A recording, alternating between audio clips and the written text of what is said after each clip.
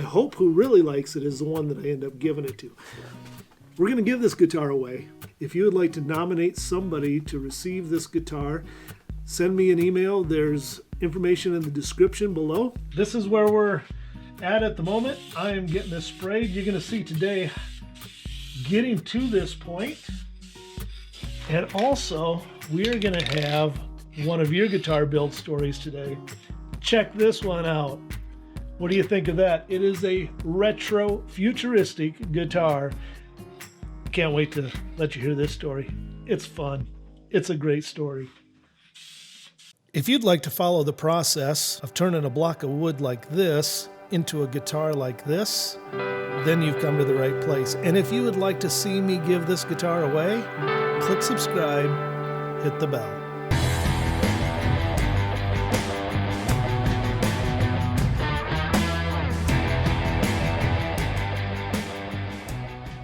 If you're ever going to want to take the neck off, you would never want to do that. I think I might have overstated something. I figured this would never come apart again. I'm going to put these two together the same way I did those Union Jack bodies.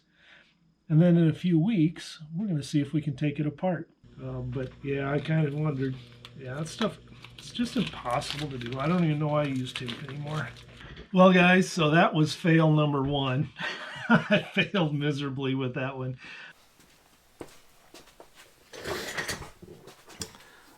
Next thing I'll be doing is using 600 grit sandpaper to kind of smooth out and make it more of looking like a burst without quite such rough edges.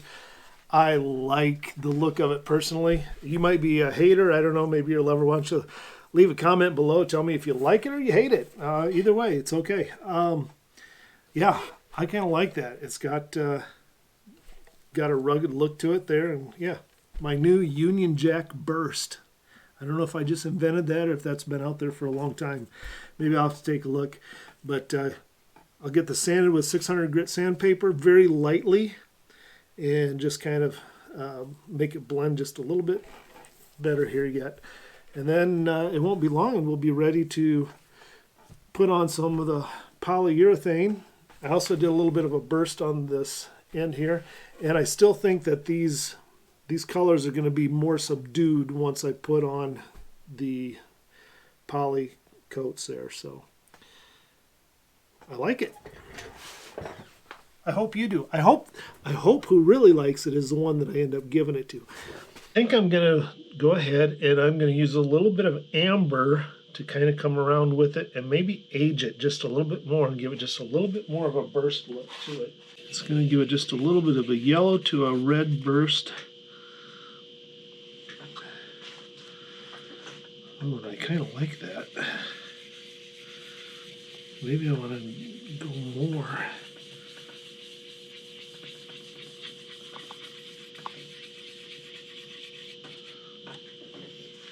It's going to kind of age it a little bit more is what we're doing here.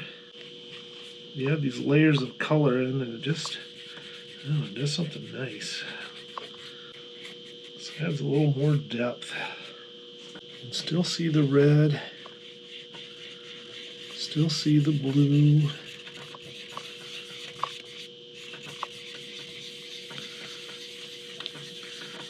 But again, a little stain goes a long, long way. It's really easy to use too much.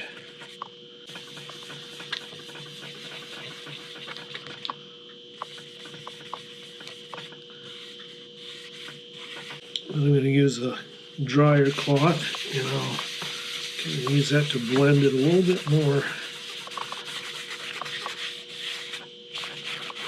I suppose I'm bouncing the camera all over the place here. Kind of feather it in.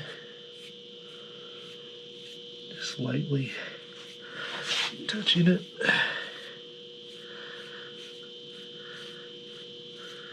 Now I think once I get the poly on here, that brings this tone in just a little bit warmer even. With this, the way it is, I think that's gonna look awesome. I am happy with that, guys.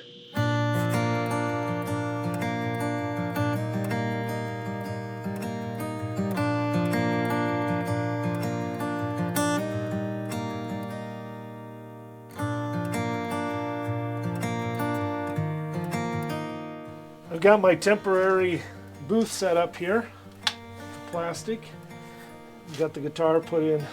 I just attach this with some screws. It's typical. And I am spraying it with the Minwax fast drying polyurethane. I'm going satin with this one. I kind of felt like with this kind of rougher or aged look that I wanted to go with satin with it. So I'm just giving it a spray here. As I spray it, the bright colors will start to warm up a little bit because I don't know, the polyurethane just kind of tones down some of those bright colors.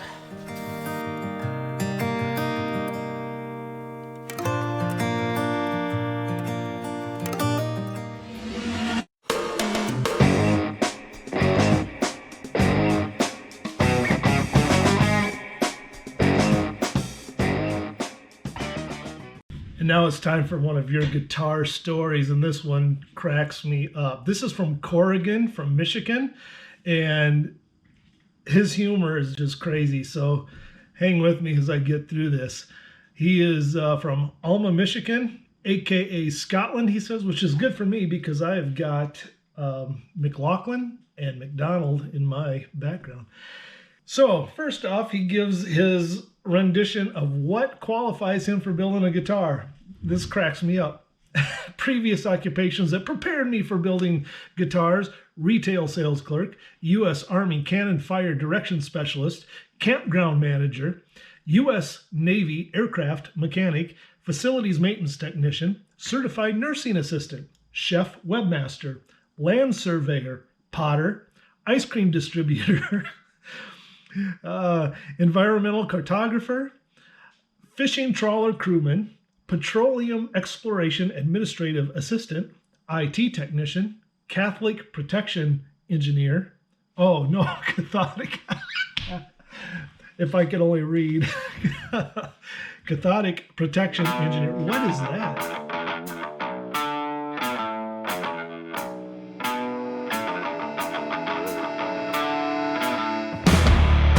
I don't even know. And most recently, CNC machine technician. I was born in a tar paper shack. Fully equipped modern hospital. My father, an immigrant welder from Berlin, and my mother, an Alaskan native, born before Alaska became a state, making me a German Eskimo and a first-generation American. Although early in my life I showed signs of mild mental... you just need the guitar parts? Okay. Well, let's see. Way back in September of 17, I was shopping on eBay for what God only knows, but I happened to see a cigar box guitar for $250. Guys, wait till you see the guitars that this guy's built. They're crazy. They're different. I thought, wow, that's cool. And after hemming and hawing over it for about 30 seconds, I clicked the Buy Now button. The victim of impulse marketing, seriously. There was only 2 days left of the auction. I had to act fast.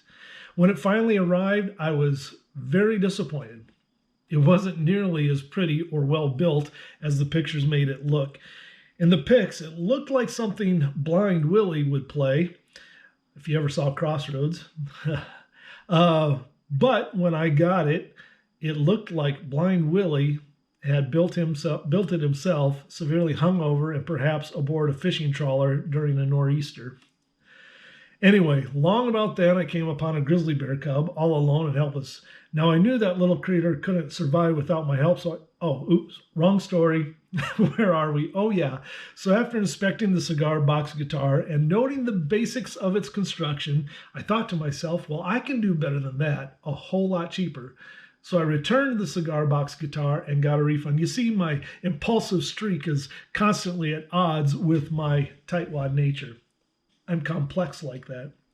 Determined to build my own cigar box guitar, despite my limited skill set, I went to the local antique store to find a cigar box, which, by the way, I have done also. I've built cigar box guitars a long time ago. Let's see, there were none to be had, but I did find a Kodak 35mm movie reel canister and turned it into a guitar. And in so doing, I failed to reach my goal of building a cigar box guitar. Next was a license plate guitar. Strike two. Finally, on the third attempt, I got my stuff together. I'm keeping it family friendly here for the channel. I got my stuff together and put a neck on an actual cigar box. Since then, I've built 50 instruments, guitars, basses, ukuleles, lap steel guitars, a kalimba, a Viking tagelharpa. Don't know what that is. Gonna have to look that one up. A Viking tagelharpa. Tagelharpa? A sort of bowed lyre, and even a theremin.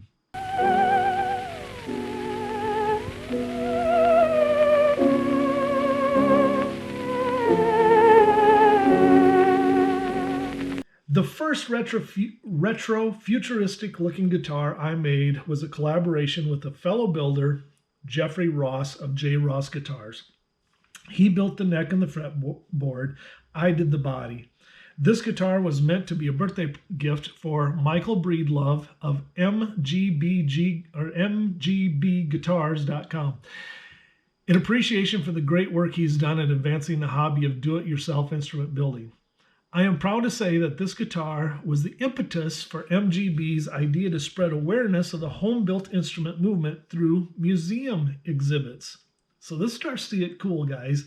This guitar, as well as 3 of my other instruments, a bass, a lap steel, and a steel string uke, are now on display at the National Blues Museum in St. Louis.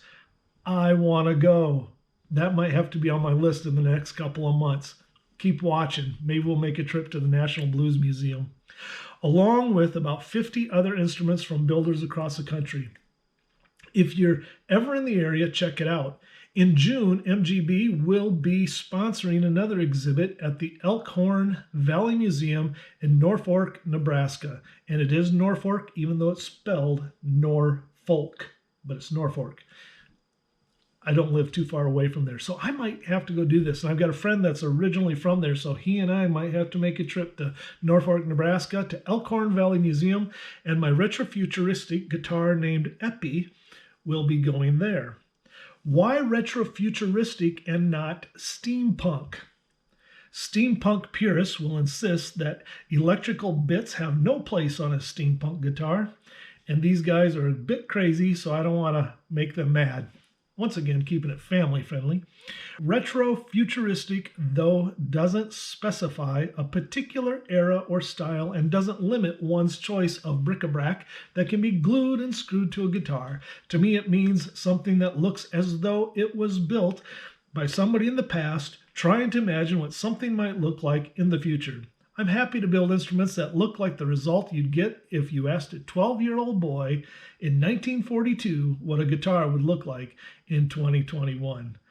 Oh my goodness, all of the different things. He's got mercury in a vial there, or I don't even know what you call it, but you got mercury in there because, as he said on his website, because mercury is just cool. And just look at the different gears and things that he's got here. I love it. It's just fun. Also, if you want to hear what one of his guitars sounds like, check this out. Here's Corrigan playing one of his guitars. He does some pretty cool blues slide guitar. Check it out.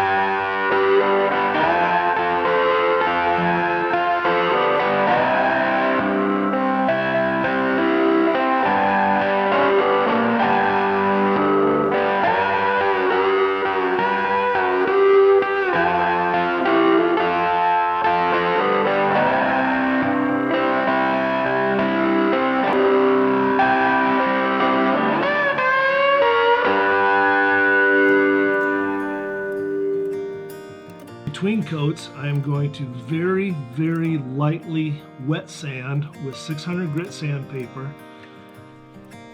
It's got to be roughed up so that the next coats of clear coat are going to stick to it.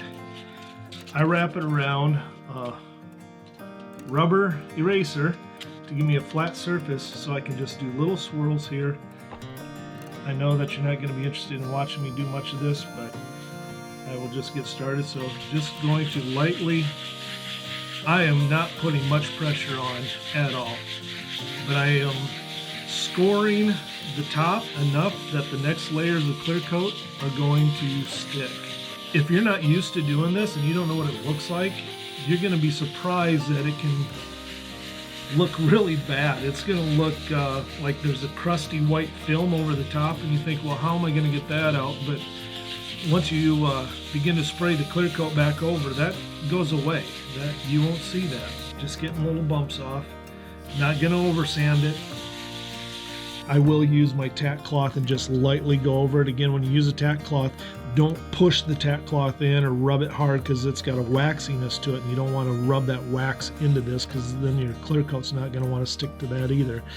So you just kind of lightly wipe over it to get any dust off. One of the challenges that I found in building this guitar has been the fact that I'm using mahogany, I'm using a plain maple, and I'm using a bird's eye maple.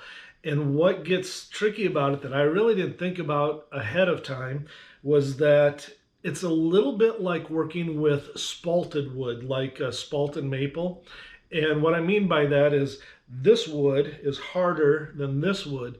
So you got to be careful how much you sand and how much you work an area, because if I just keep working this with sandpaper like this, what happens is this digs out and this doesn't, because this is firmer, so this will sand quicker than what this does, and you'll start to get ripples. So something to think about if you're going to do something like this with a variety of woods is how they will sand, and you don't want to over sand it. What I find best to do then is to just try and get your route the best you can with the route the first time, so you don't have to sand too much. And then if you need to, if there's a spot that needs to get sanded a little bit, just kind of stick in that spot and try and blend it in. Be conscious of it. Feel with your hand to see if you can feel any ripples in there, or if it feels pretty smooth. That'll help you out so that you don't have a wavy surface. Quick thank you to my patrons. I appreciate the support. I thank you for believing in me and wanting to get behind the supporting this. So I've just been getting going with these videos for the last couple of months, and it seems like it's taken off real well. So I'm pleased with that. I've got my first 2 patrons. Whoop-de-doo, right? But you know what? It's a big deal. So thank you to Chris, and then thank you to Sam and Emily for your support on Let's Build a Guitar. Fight for joy, guys. We'll catch you next time.